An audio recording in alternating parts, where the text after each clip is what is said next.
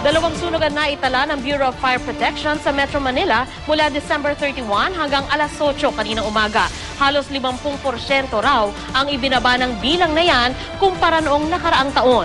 Gusto namang irekomenda ng BFP ang pagbabawal sa paggamit ng sky lanterns na hinihinalang pinagmulan ng sunog sa isang lugar sa Quezon City. May report si Jamie Santos. Nagbagong taong walang tirahan ng halos 30 pamilya sa Pag-ibig Street, Commonwealth Avenue, Quezon City sa sunog bandang alauna kaninang madaling araw. Binalikan namin ang Pag-ibig Street kanina, halos wala nang naisalbang gamit ang mga residente. Itinuturo ng ilang residente na sanhi ng sunog ang mga pinalipad na sky lanterns. May nakakita raw po na may lumilipad na sky lantern. Tapos, after mga minutes, hindi nila alam saan bumagsak at may konti po may sunog na po nangyari sa lugar na to. Iniimbestigahan na ito ng Bureau of Fire Protection, lalo't pat may mga nakakita raw na may pinalipad ng sky lanterns. Kaya irerekomenda nila sa Bureau of Fire National Headquarters na iba na ang paggamit ng sky lantern.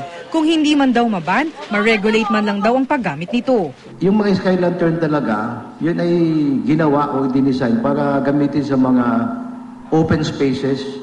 Hindi pwedeng gamitin yan pagdating dito sa Metro Manila na highly congested at saka highly urbanized area. Pero sa kabuuan, ayon sa BFP-NCR, malaki raw ang ibinaba ng kaso ng sunog sa Metro Manila ngayong holiday season. Simula December 31, 2012 ng alas 8 ng umaga hanggang kaninang alas 8 ng umaga, nakapagtala lamang daw ng 12 sunog sa Metro Manila.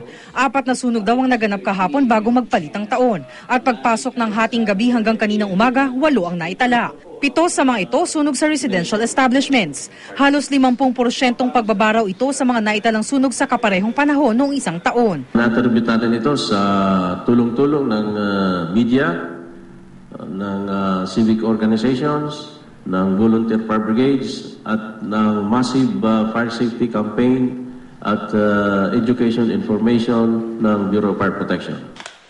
Pero naging mapaminsala sa buhay ng tao hindi lang sa ari-arian ng mga naganap na sunog ng December 2012. Siya mang nagbuwis ng buhay nitong Kapaskuhan lang, 7 sa sunog sa Barangay Bungad sa Quezon City at 2 naman sa Barangay St. Joseph sa San Juan. Bagamat ang isang biktima sa San Juan, nasawi matapos umanong bugbugin ng akalain siya ang nagsimula ng sunog. Jamie Santos, GMA News.